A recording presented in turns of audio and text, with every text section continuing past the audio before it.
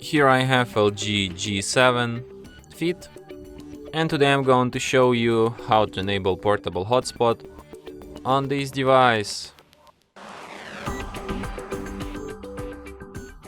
So firstly, let's go to upper bar, and here you can find the button like hotspot.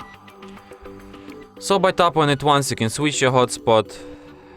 By holding your finger on it, you can access some of its settings. So here you can set it up, like you can change its name, you can enable broadcast SSID, you can switch security protocol, you can change its password, you can set up maximum amount of connected users. In advanced, you can also select broadcast channel, and you can also set timeout. So basically after which time hotspot will be turned off automatically if no devices are connected. So yeah. And that's it. Thanks for watching.